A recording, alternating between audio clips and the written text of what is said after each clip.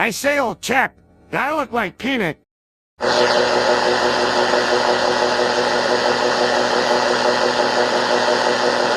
We interrupt your regularly scheduled broadcast with Peanut to bring you this special report. The Nut House is giving full disclosure on aliens. I have been informed that otherworldly forces have stopped our camera feed visuals from working, but our audio feed is still functioning. So we only have audio for now. But pay attention, this is an emergency broadcast.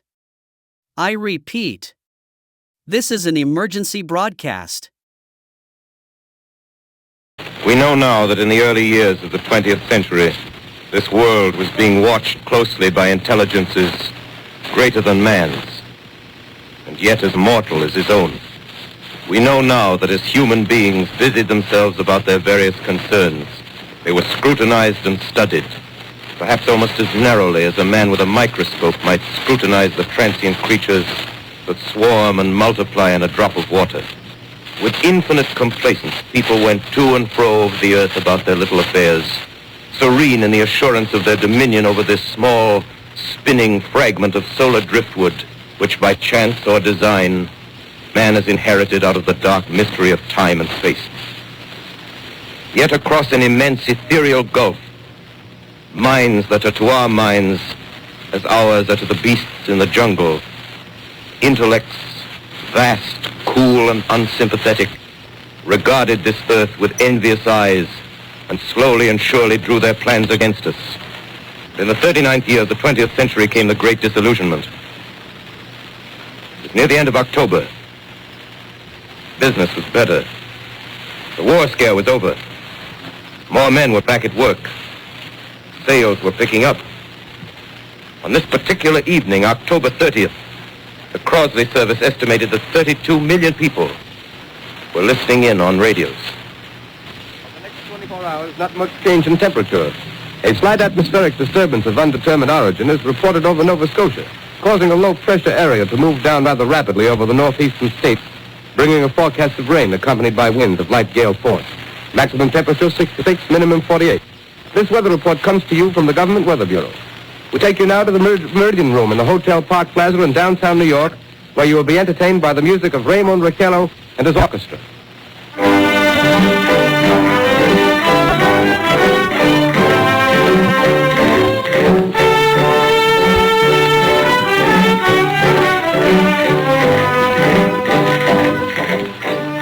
Good evening, ladies and gentlemen. From the Meridian Room in the Park Plaza Hotel in New York City, we bring you the music of Raymond Raquello and his orchestra. With a touch of the Spanish, Raymond Raquello leads off with La Comparsita.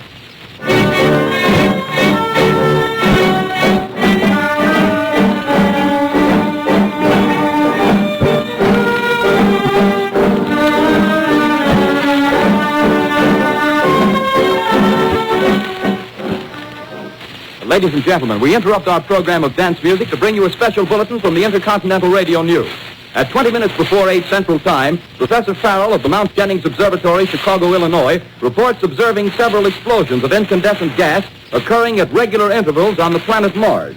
The spectroscope indicates the gas to be hydrogen and moving toward the Earth with enormous velocity. Professor Pearson of the observatory at Princeton confirms Farrell's observation and describes the phenomenon as, quote, like a jet of blue flame shot from a gun, unquote. We now return you to the music of Raymond Raquello, playing for you in the Meridian Room of the Park Plaza Hotel, situated in downtown New York.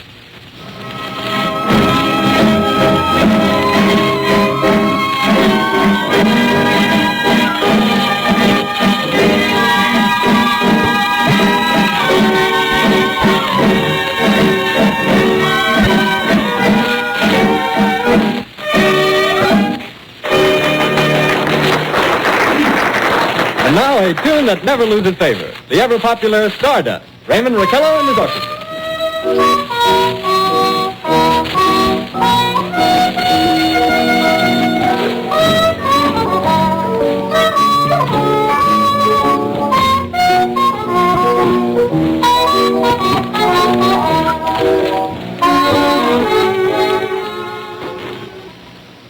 Ladies and gentlemen, following on the news given in our bulletin a moment ago, the Government Meteorological Bureau has requested the large observatories of the country to keep an astronomical watch on any further disturbances occurring on the planet Mars. Due to the unusual nature of this occurrence, we have arranged an interview with the noted astronomer, Professor Pearson, who will give us his views on this event. In a few moments, we will take you to the Princeton Observatory at Princeton, New Jersey.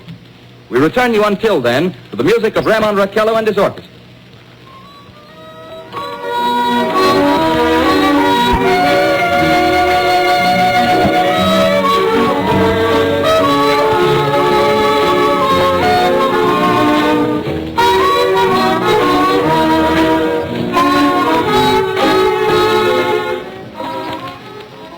We are ready now to take you to the Princeton Observatory at Princeton, where Carl Phillips, our commentator, will interview Professor Richard Pearson, famous astronomer. We take you now to Princeton, New Jersey. Carl Phillips speaking to you from the observatory at Princeton. I'm standing in a large semicircular room, pitch black except for an oblong slit in the ceiling. Through this opening, I can see a sprinkling of stars that cast a kind of frosty glow over the intricate mechanism of the huge telescope. The ticking sound you hear is the vibration of the clockwork. Professor Pearson stands directly above me on a small platform, peering through the giant lens. I'll ask you to be patient, ladies and gentlemen, during any delay that may arise during our interview. Besides the ceaseless watch of the heavens, Professor Pearson may be interrupted by telephone or other communications. During this period, he is in constant touch with the astronomical centers of the world. Professor, may I begin our questions? At any time, Mr. Phillips. Professor, would you please tell our radio audience exactly what you see as you observe the planet Mars through your telescope? Nothing unusual at the moment, Mr. Phillips. A red disk swimming in a blue sea. Transverse stripes across the disk. Quite distinct now because Mars happens to be at the point nearest the Earth, in opposition, as we call it. In your opinion, what do these transverse stripes signify, Professor Pearson? Not canals, I can assure you, Mr. Phillips. Although that's the popular conjecture of those who imagine Mars to be inhabited. From a scientific viewpoint, the stripes are merely the result of atmospheric conditions peculiar to the planet. Then you're quite convinced, as a scientist, that living intelligence as we know it does not exist on Mars? I say the chances against it are 1,000 to 1. And yet, how do you account for these gas eruptions occurring on the surface of the planet at regular intervals? Phillips, I cannot account for it. By the way, Professor, for the benefit of our listeners, how far is Mars from the Earth? Approximately 40 million miles. Well, that seems a safe enough distance. Thank you. Just a moment, ladies and gentlemen. Someone has just handed Professor Pearson a message. While he reads it, let me remind you that we are speaking to you from the observatory in Princeton, New Jersey, where we are interviewing the world-famous astronomer, Professor Pearson. One moment, please. Professor Pearson has passed me a message which he has just received. Professor, may I read the message to the listening audience? Certainly, Mr. Phillips. Ladies and gentlemen, I shall read you a wire addressed to Professor Pearson from Dr. Gray of the Natural History Museum, New York. Quote, 9:15 p.m. Eastern Standard Time. Seismograph registered shock of almost earthquake intensity occurring within a radius of 20 miles of Princeton. Please investigate. Signed, Lloyd Gray, Chief of Astronomical Division. Unquote.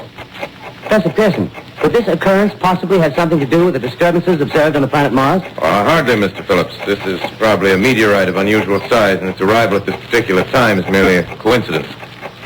However, we shall conduct a search as soon as daylight permits. Thank you, Professor. Ladies and gentlemen, for the past 10 minutes, we've been speaking to you from the observatory at Princeton, bringing you a special interview with Professor Pearson, noted astronomer. This is Carl Phillips speaking. We are returning you now to our New York studio.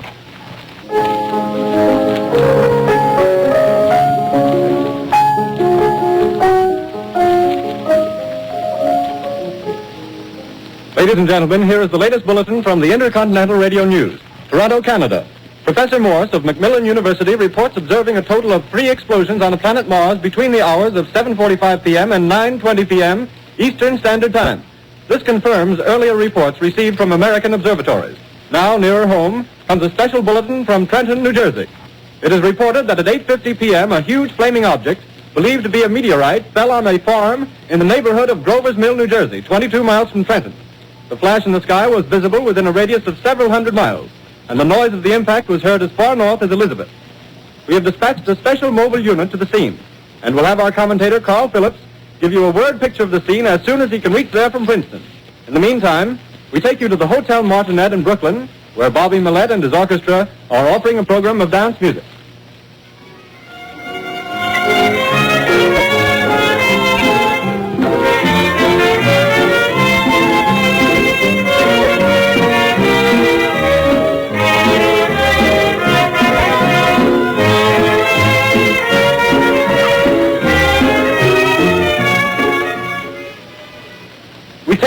now to Grover's Mill, New Jersey. Ladies and gentlemen, this is Carl Phillips again, out at the Wilmus Farm, Grover's Mill, New Jersey. Professor Pearson and myself made the 11 miles from Princeton in 10 minutes. Well, I hardly know where to begin. Paint for your word picture of a strange scene before my eyes, like something out of a modern Arabian Nights. Well, I just got here. I haven't had a chance to look around yet. I guess that's it. Yes, I guess that's the thing directly in front of me, half buried in a vast pit. Must have struck with terrific force. The ground is covered with splinters of a tree. It must have struck on its way down. But I can see the object itself doesn't look very much like a meteor.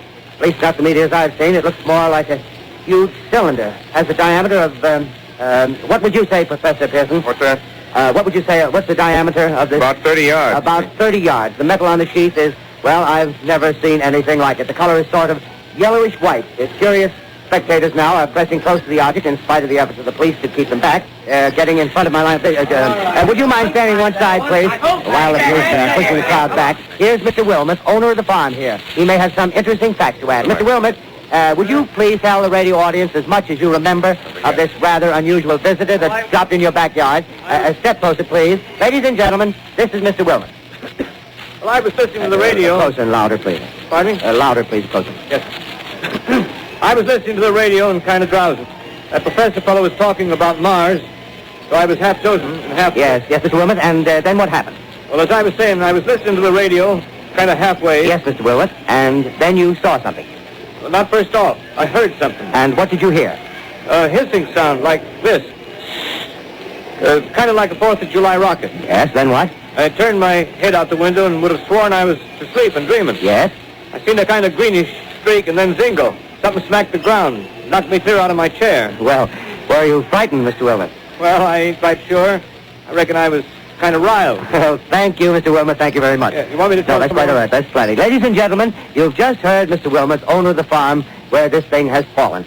I wish I could convey the atmosphere, the background of this fantastic scene. Hundreds of cars are parked in a field in back of us, and the police are trying to rope off the roadway leading into the farm, but it's no use. They're breaking right through. The car's headlights throw an enormous spotlight on the pit where the object's half buried. Now, some of the more daring souls now are venturing near the edge. Their silhouettes stand out against the metal shield. One man wants to touch the thing. He's having an argument with the policeman. Now, the policeman wins. Now, ladies and gentlemen, there's something I haven't mentioned in all this excitement, but it's becoming more distinct. Perhaps you've caught it already on your radio. Listen, please. Do you hear it? It's a curious humming sound that seems to come from inside the object. I'll move the microphone nearer. Here. Now, we're not more than 25 feet away. Can you hear it now? Professor Pearson? Yes, Can you tell us the meaning of that scraping noise inside the thing? Possibly the unequal cooling of its surface. I say, do you still think it's a meteor, Professor? I don't know what to think. The metal casing is definitely extraterrestrial. Not found on this Earth. Friction with the Earth's atmosphere usually tears holes in a meteorite. This thing is smooth, and you can see its cylindrical Just a shape. minute. Something's happening. Ladies and gentlemen, this is terrific. This end of the thing is beginning to flake off. The top is beginning to rotate like a screw, and the thing must be hollow. He's moving! Keep back there! Keep those men back! Keep back there! Keep those idiots back! Keep off! The top's loose! Go, Dad! Stand back! Ladies and gentlemen, this is the most terrifying thing I've ever witnessed. Wait a minute. Something I can see coming out of that black hole through luminous discs. The eyes, it might be a face, might be almost... But heavens, something wriggling out of the shadow like a gray snake. Now it's another one, and another one, and another one. They look like tentacles to me. I can see the thing's body now. It's large as a bear. It glistens like wet leather, but that face, ladies and gentlemen, it's indescribable. I can hardly force myself to keep looking at it. It's so awful. The eyes are black, and they gleam like a serpent. The mouth is kind of V-shaped with saliva dripping from its rimless lips. It seems to quiver and pulsate, and the monster, or whatever it is, can hardly move. It seems weighed down by possibly gravity or something. The thing's rising up now, and the crowd falls back. They've seen plenty. The most extraordinary experience, ladies and gentlemen. I can't find words. Well, I'll pull this microphone with me as I talk. I'll have to stop the description until I can take a new position. Hold on, will you please? I'll be right back in a minute.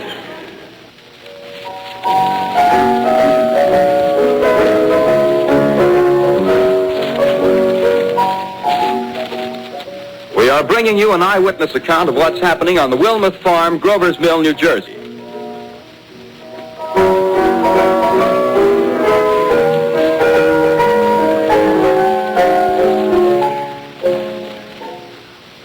We now return you to Carl Phillips at Grover's Mill. Ladies and gentlemen, ladies and gentlemen, here I am, back of a stone wall that adjoins Mr. Wilmuth's garden. From here, I get a sweep of the whole scene. I'll give you every detail as long as I can talk and as long as I can see. More state police have arrived. They're drawing up a cordon in front of the pit. About 30 of them. No need to push the crowd back now. They're willing to keep their distance. The captain's conferring with someone. Can't quite see who. Ah, yes, I believe it's Professor Pearson.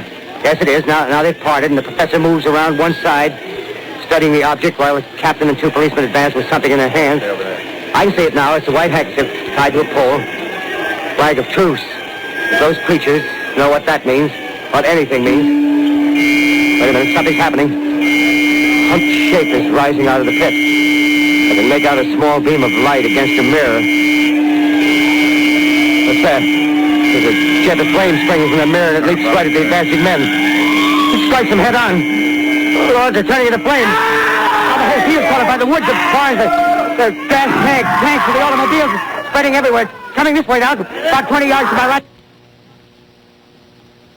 Ladies and gentlemen, due to circumstances beyond our control, we are unable to continue the broadcast from Grover's Mill.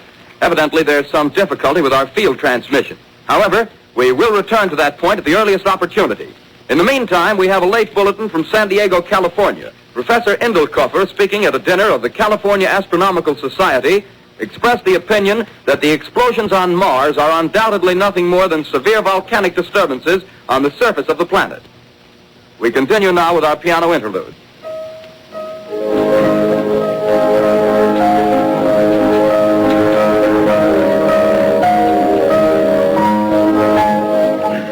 Ladies and gentlemen, I've just been handed a message that came in from Grover's Mill by telephone.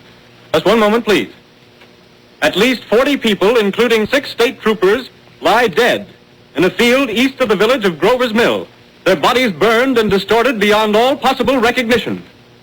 The next voice you hear will be that of Brigadier General Montgomery Smith, commander of the state militia at Trenton, New Jersey. I have been requested by the governor of New Jersey to place the counties of Mercer and Middlesex as far west as Princeton and east to Jamesburg under martial law. No one will be permitted to enter this area except by special pass issued by state or military authorities. 4 companies of state militia are proceeding from Trenton to Grover's Mill and will aid in the evacuation of homes within the range of military operations. Thank you. You have just been listening to General Montgomery Smith, commanding the state militia at Trenton. In the meantime, further details of the catastrophe at Grover's Mill are coming in. The strange creatures, after unleashing their deadly assault, crawled back in their pit and made no attempt to prevent the efforts of the firemen to recover the bodies and extinguish the fire. The combined fire departments of Mercer County are fighting the flames which menace the entire countryside. We have been unable to establish any contact with our mobile unit at Grover's Mill, but we hope to be able to return you there at the earliest possible moment. In the meantime, we take you to... Just one moment, please. Ladies and gentlemen, I have just been informed that we have finally established communication with an eyewitness of the tragedy. Professor Pearson has been located at a farmhouse near Grover's Mill, where he has established an emergency observation post. As a scientist, he will give you his explanation of the calamity. The next voice you hear will be that of Professor Pearson, brought to you by direct wire. Professor Pearson. Of the creatures in the rocket cylinder at Grover's Mill, I can give you no authoritative information either as to their nature, their origin, or their purposes here on Earth. Of their destructive instrument, I might venture some conjectural explanation. For want of a better term, I shall refer to the mysterious weapon as a heat ray. It's all too evident that these creatures have scientific knowledge far in advance of our own. It's my guess that in some way they are able to generate an intense heat in a chamber of practically absolute non-conductivity. This intense heat they project in a parallel beam against any object they choose by means of a polished parabolic mirror of unknown composition, much as the mirror of a lighthouse projects a beam of light. That is my conjecture of the origin of the heat ray. Thank you, Professor Pearson. Ladies and gentlemen, here is a bulletin from Trenton. It is a brief statement informing us that the charred body of Carl Phillips has been identified in a Trenton hospital. Now here's another bulletin from Washington, D.C. The Office of the Director of the National Red Cross reports 10 units of Red Cross emergency workers have been assigned to the headquarters of the state militia, stationed outside of Grover's Mill, New Jersey. Here's a bulletin from State Police, Princeton Junction. The fires at Grover's Mill and vicinity are now under control. Scouts report all quiet in the pit, and there is no sign of life appearing from the mouth of the cylinder. Now, ladies and gentlemen, we have a special statement from Mr. Harry McDonald, Vice President in charge of operations. We have received a request from the State Militia of Trenton to place at their disposal our entire broadcasting facilities. In view of the gravity of the situation, and believing that radio has a responsibility to serve in the public interest at all times, we are turning over our facilities to the State Militia at Trenton. We take you now to the field headquarters of the state militia near Grover's Mill, New Jersey.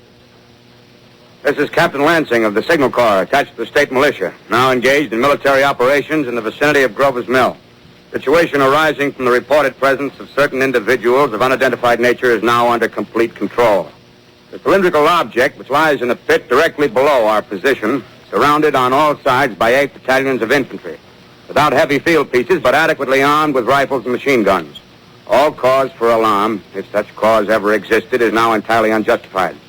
The things, whatever they are, do not even venture to poke their heads above the pit. I can see their hiding place plainly in the glare of the searchlights here. With all their reported resources, these creatures can scarcely stand up against heavy machine gun fire. Anyway, it's an interesting outing for the troops. I can make out their khaki uniforms crossing back and forth in front of the lights. Looks almost like a real war. There appears to be some slight smoke in the woods bordering the Millstone River, probably fire started by campers. Well, we ought to see some action soon. One of the companies is deploying on the left flank.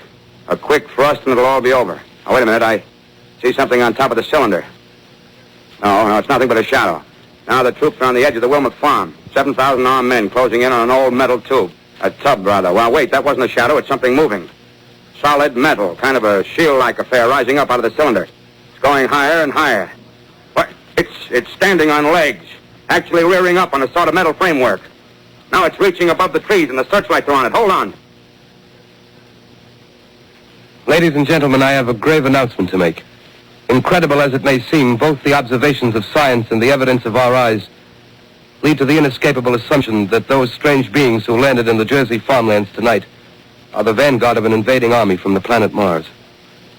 The battle which took place tonight at Grover Mills has ended in one of the most startling defeats ever suffered by an army in modern times.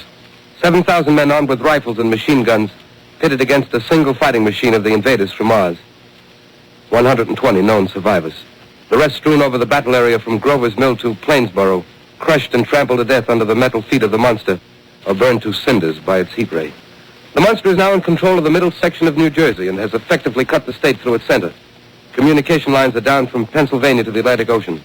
Railroad tracks are torn and service from New York to Philadelphia discontinued, except routing some of the trains through Allerton and Phoenixville. Highways to the north, south, and west are clogged with frantic human traffic. Police and army reserves are unable to control the mad flight. By morning, the fugitives will have swelled Philadelphia, Camden, and Trenton. It is estimated to twice their normal population. Martial law prevails throughout New Jersey and eastern Pennsylvania. At this time, we take you to Washington for a special broadcast on the national emergency. The Secretary of the Interior. Citizens of the nation, I shall not try to conceal the gravity of the situation that confronts the country, nor the concern of your government in protecting the lives and property of its people. However, I wish to impress upon you, private citizens and public officials, all of you, the urgent need of calm and resourceful action. Fortunately, this formidable enemy is still confined to a comparatively small area, and we may place our faith in the military forces to keep them there. In the meantime, placing our faith in God, we must continue the performance of our duties, each and every one of us, so that we may confront this destructive adversary with a nation united, courageous, and consecrated to the preservation of human supremacy on this earth. I thank you. You have just heard the Secretary of the Interior speaking from Washington. Bulletins too numerous to read are piling up in the studio here. We're informed that the central portion of New Jersey is blacked out from radio communication due to the effect of the heat ray upon power lines and electrical equipment. Here's a special bulletin, New York. Cables have been received from English, French, and German scientific bodies offering assistance. Astronomers report continued gas outbursts at regular intervals on the planet Mars. The majority voiced the opinion that the enemy will be reinforced by additional rocket machines. There have been several attempts made to locate Professor Pearson of Princeton, who has observed Martians at close range. It is feared he was lost in the recent battle. Langham Field, Virginia. Scouting planes report 3 Martian machines visible above treetops, moving north toward Somerville with population fleeing ahead of them. The heat ray is not in use, although advancing at express train speed. Invaders pick their way carefully. They seem to be making a conscious effort to avoid destruction of cities and countryside. However, they stop to uproot power lines, bridges, and railroad tracks.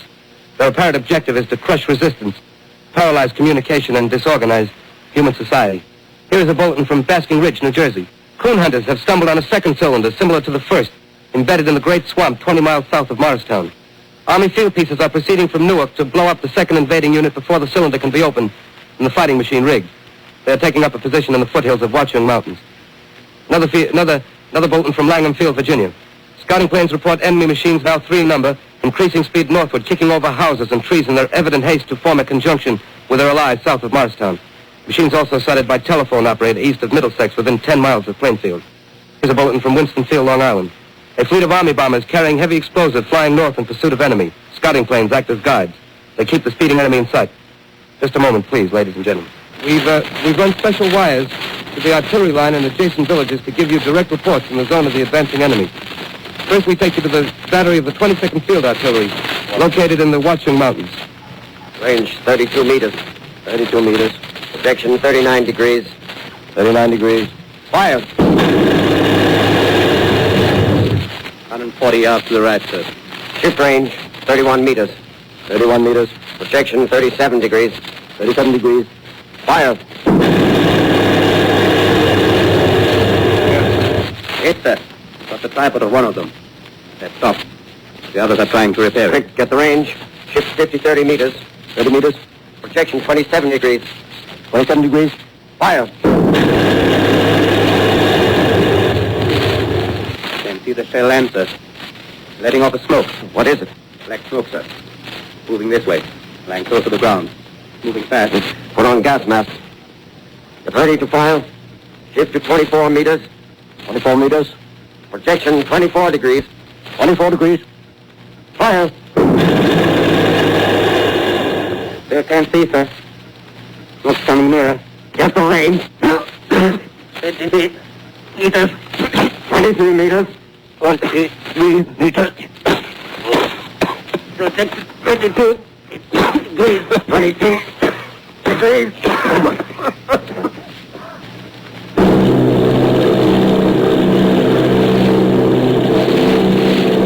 Army bombing plane B-843 off Bayonne, New Jersey. Lieutenant Vogt, commanding 8 bombers, reporting to Commander Fairfax, Langham Field. This is Vogt reporting to Commander Fairfax, Langham Field. Enemy tripod machines now in sight. Reinforced by 3 machines from the Morristown cylinder, 6 altogether. 1 machine partially crippled. Believed hit by shell from Army gun in Watchung Mountains. Guns now appear silent. A heavy black fog hanging close to the earth of extreme density, nature unknown. No sign of heat ray. Enemy now turns east, crossing Passaic River into the Jersey marshes. Another straddles the Pulaski Skyway. Evident objective is New York City. They're pushing down a high-tension power station. The machines are close together now, and we're ready to attack. Planes circling, ready to strike. 1,000 yards and we'll be over the first. 800 yards. 600.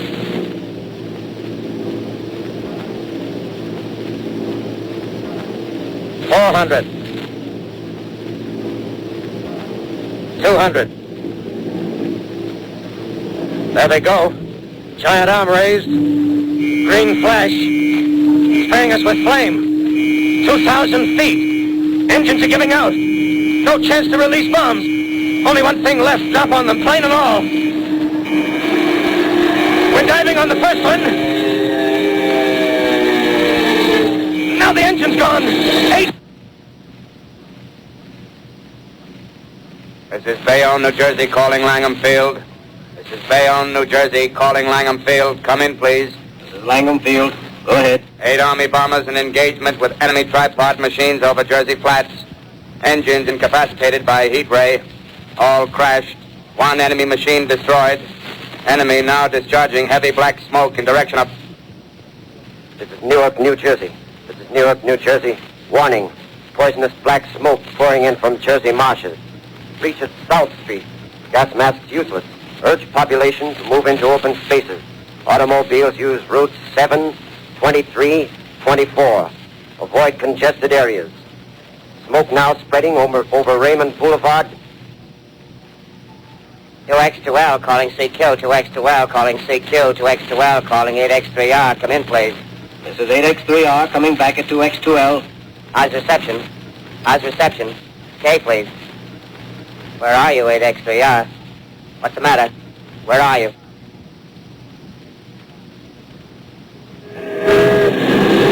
I'm speaking from the roof of Broadcasting Building. I'm speaking from the roof of Broadcasting Building, New York City. The bells you hear are ringing to warn the people to evacuate the city as Martians approach. Estimated in the last 2 hours, 3 million people have moved out along the roads to the north. Hutchison River Parkway still kept open for motor traffic. Avoid bridges to Long Island, hopelessly jammed. All communication with Jersey Shore closed 10 minutes ago. No more defenses. Our army is wiped out. Artillery, Air Force, everything wiped out. This may be the last broadcast. We'll stay here to the end. People are holding service here below us in the cathedral. Now I look down the harbor, all manner of boats, overloaded with fleeing population pulling out from docks. Streets are all jammed. Noise in crowds like New Year's Eve in city. Wait a minute, the enemy's now in sight above the Palisades.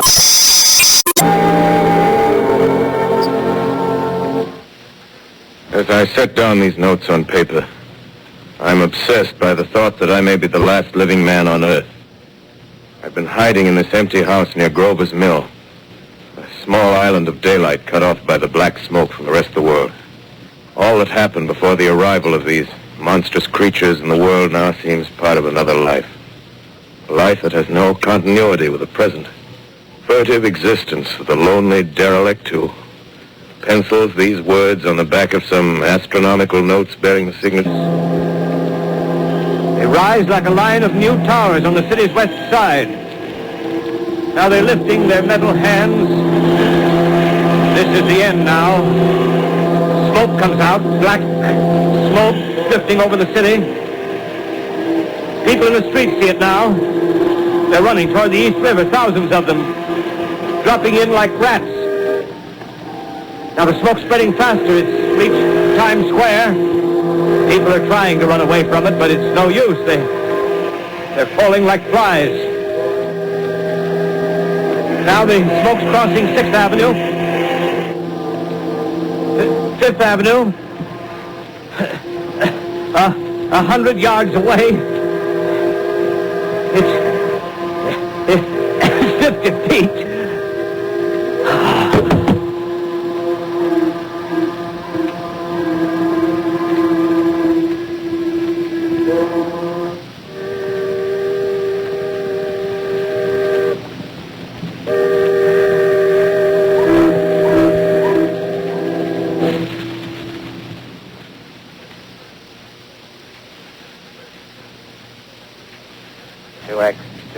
Calling CQ. 2X2L calling CQ. 2X2L calling CQ, New York. Isn't there anyone on the air? Isn't there anyone on the air? Isn't there anyone? 2X2L. You are listening to a CBS presentation of Orson Welles and the Mercury Theater on the Air in an original dramatization of The War of the Worlds by H.G. Wells. The performance will continue after a brief intermission. This is the Columbia Broadcasting System. The War of the Worlds by H.G. Wells, starring Orson Welles and the Mercury Theater on the air.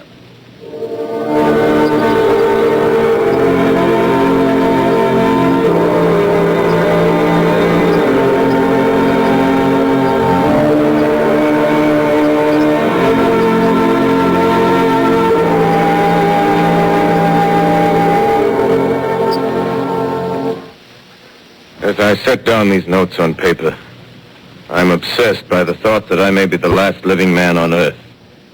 I've been hiding in this empty house near Grover's Mill, a small island of daylight cut off by the black smoke from the rest of the world. All that happened before the arrival of these monstrous creatures in the world now seems part of another life. A life that has no continuity with the present. Furtive existence of the lonely derelict who pencils these words on the back of some astronomical notes bearing the signature of Richard Pearson. I look down at my blackened hand, and I try to connect them with a professor who lives at Princeton and who, on the night of October 20th, glimpsed through his telescope an orange splash of light on a distant planet. My wife, my colleagues, my students, my books, my observatory, my world. Where are they? Did they ever exist? Am I Richard Pearson? What day is it? Do days exist without calendars? Does time pass when there are no human hands left to wind the clocks? In writing down my daily life, I tell myself I shall preserve human history between the dark covers of this little book that was meant to record the movements of the stars. But to write, I must live, and to live, I must eat. Find molded bread in the kitchen and an orange not too spoiled to swallow. Keep watch at the window. Time to time, I catch sight of a Martian above the black smoke. The smoke still holds the house in its black coil, but at length there's a hissing sound, and suddenly I see a Martian mounted on his machine, spraying the air with a jet of steam as if to dissipate the smoke. I watch in a corner as his huge metal legs nearly brush against the house. Exhausted by terror, I fall asleep. Morning. Morning. Sun streams in the window. The black cloud of gas is lifted, and the scorched meadows to the north look as though a black snowstorm had passed over them. I venture from the house. I make my way to a road, no traffic. Here and there, a wrecked car, baggage overturned, a blackened skeleton. Push on north. For some reason, I feel safer trailing these monsters than running away from them. And I keep a careful watch. I've seen the Martians feed. Should one of their machines appear over the top of trees, I'm ready to fling myself flat on the earth. Come to a chestnut tree. October. Chestnuts are ripe. Fill my pockets. I must keep alive. 2 days I wander in a vague northerly direction through a desolate world. Finally, I notice a living creature. A small red squirrel in a beech tree. I stare at him and wonder. He stares back at me. I believe at that moment the animal and I shared the same emotion. The joy of finding another living being. Push on north. I find dead cows in a brackish field, and beyond the charred ruins of a dairy and a silo remain standing guard over the wasteland like a lighthouse, deserted by the sea. Astride the silo perches a weathercock. The arrow points north. North. Next day I come to a city. City vaguely familiar in its contours, yet its buildings strangely dwarfed and leveled off as if a giant had sliced off its highest towers with a capricious sweep of his hand. Reached the outskirts, I found Newark. Newark, undemolished but humbled by some whim of the advancing Martians.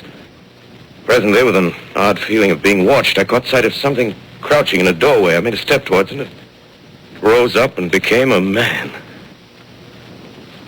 A man armed with a large knife. Stop! Where do you come from? I come from many places. A long time ago, from Princeton. Princeton, huh? That's near Grover's Mill. Yes. Grover's Mill. There's no food here. This is my country. All this end of town down the river. There's only food for one. Which way are you going? I don't know. I guess I'm looking for people. Hey, what was that? Did you hear something just then? No, only a bird. A live bird. You get to know that birds have shadows these days. Say, we're in the open here.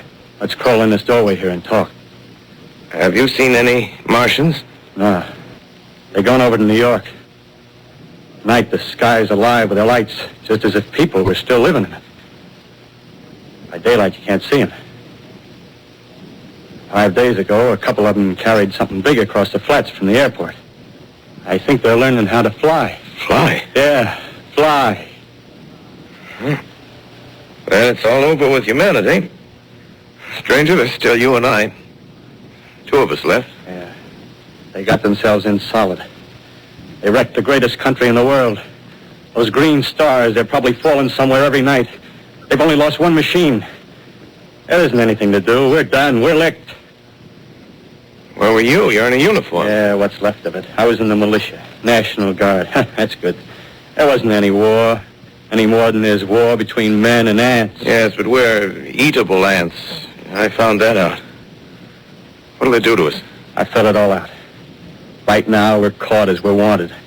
The Martian only has to go a few miles to get a crowd on the run. But they won't keep on doing that. They'll begin catching us systematic, like keeping the best and storing us in cages and things. They haven't begun on us yet. Not begun? Not begun. All that's happened so far is because we don't have sense enough to keep quiet. Bothering them with guns and such stuff and losing our heads and rushing off in crowds. No, instead of our rushing around blind, we gotta fix ourselves up according to the way things are now. Cities, nations, civilization, progress. Yes, but if that's so, what is there to live for? Well, there won't be any more concerts for 1,000,000 years or so, and no nice little dinners at restaurants. If it's amusement you're after, I guess the game's up. What is there left? Life, that's what. I want to live. Yeah, and so do you. We're not going to be exterminated. And I don't mean to be caught either. Tamed and fattened and bred like an ox. What are you going to do? I'm going on. Right under their feet. I got a plan. We men as men, we're finished. We don't know enough. We got to learn plenty before we got a chance. We've got to live and keep free while we learn, see? I've thought it all out, see? Well, tell me the rest. Well, it isn't all of us that are made for wild beasts. That's what it got to. That's what it got to be. That's why I watched you. Watched you. All those little office workers that used to live in these houses. They be no good. They haven't any stuff in them. They used to run off to work. I've seen hundreds of them running to catch their commuter's train in the morning, afraid they'd get canned if they didn't. Running back at night, afraid they wouldn't be in time for dinner. Lives insured and a little invested in case of accidents. Yeah, and on Sundays, worried about the hereafter. Well, the Martians, they'll be a godsend for those guys. Nice roomy cages, good food, careful breeding, no worries. Yeah, after a week or so of chasing around the fields on empty stomachs, they'll come and be glad to be caught. You've thought it all out, haven't you? Sure, you bet I have. That isn't all. These Martians are going to make pets of some of them. Train them to do tricks. Who knows, get sentimental over the pet boy who grew up and had to be killed. Yeah, and some maybe, they'll train to hunt us. Oh, no, it's impossible. Human. Yes, they will. There's men who do it gladly. If one of them ever comes after me, by... In the meantime, you and I and others like us, where are we to live when the Martians own the Earth? I got it all figured out. Live underground. I've been thinking about the sewers. Under New York, there are miles and miles of them. The main ones, they're big enough for anybody. Then there's cellars, vaults, underground storerooms, railway tunnels, subways. You begin to see, huh? We'll get a bunch of strong men together. No weakness. That rubbish, out. As you meant me to go. All right. Give you a chance, didn't I? Won't quarrel about that. Go on. Well, we got to make safe places for us to stay in, see? Get all the books we can. Science books. That's where men like you come in, see? We raid the museums. We'll even spy on the Martians. May not be so much we have to learn before... Listen, just imagine this. 4 or 5 of their own fighting machines suddenly start off. Heat rays right and left. Not a Martian in them. Not a Martian in them, see? But men. Men who've learned the way how. It may even be in our time. Gee, imagine having one of them lovely things with a heat ray wide and free. We'd turn it on Martians. We'd turn it on men. We'd bring everybody down on their knees. That's your plan. You, me, a few more of us. We'd own the world. I see. Hey. Hey, what's the matter? Where are you going? Not to your world. Bye, stranger. Well, after parting with the artilleryman, I came at last to the Holland Tunnel. I entered that silent tube. Anxious to know the fate of the great city on the other side of the Hudson. Cautiously, I came out of the tunnel and made my way up Canal Street.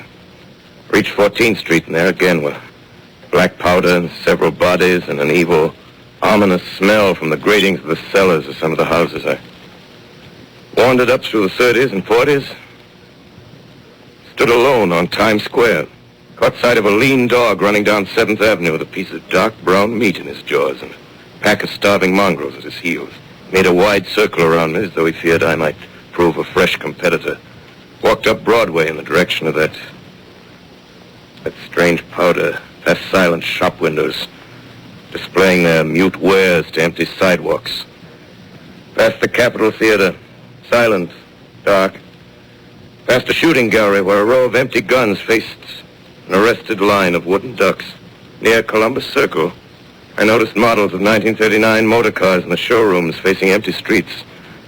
Over the top of the General Motors building, I watched a flock of black birds circling in the sky. Hurried on. Suddenly, I caught sight of the hood of a Martian machine, standing somewhere in Central Park, gleaming in the late afternoon sun. An insane idea. I rushed recklessly across Columbus Circle and into the park. I climbed a small hill above the pond at 60th Street, and from there I could see standing in a silent row along the mall 19 of those great metal titans, their cowls empty, their steel arms hanging listlessly by their sides. I looked in vain for the monsters that inhabit those machines. Suddenly my eyes were attracted to the immense flock of black birds that hovered directly below me. They circled to the ground.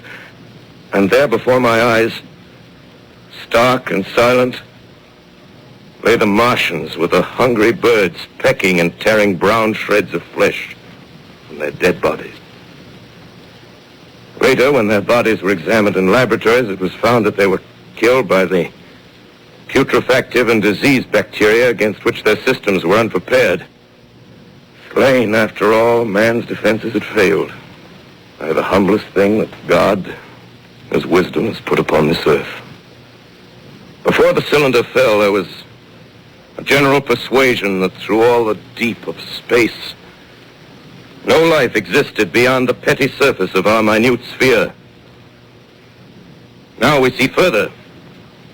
Dim and wonderful is the vision I've conjured up in my mind of life spreading slowly from this little seedbed of the solar system throughout the inanimate vastnesses of sidereal space. But a remote dream, maybe that the destruction of the Martians is only a reprieve to them and not to us. Is the future ordained, perhaps? Strange it now seems to sit in my peaceful study at Princeton, writing down this last chapter of the record, begun at a deserted farm in Grover's Mill. Strange to watch children playing in the streets. Strange to see young people strolling on the green where the new spring grass heals the last black scars of a bruised earth. Strange to watch the sightseers enter the museum where the disassembled parts of a Martian machine are kept on public view. Strange when I recall the time when I first saw it. Bright and clean-cut, hard and silent under the dawn of that last great day.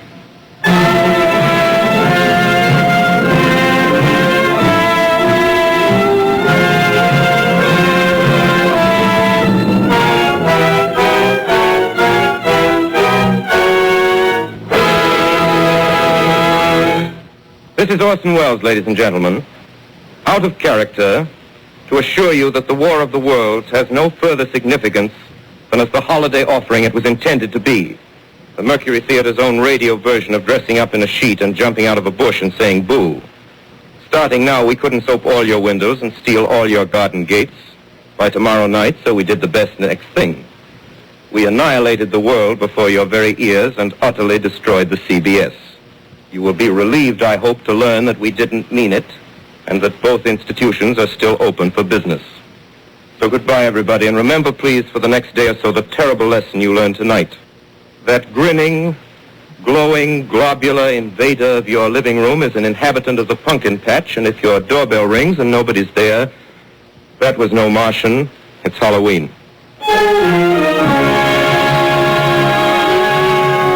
Tonight, the Columbia Broadcasting System and its affiliated stations coast to coast has brought you The War of the World by H.G. Wells, the 17th in its weekly series of dramatic broadcasts featuring Orson Welles and the Mercury Theater on the air.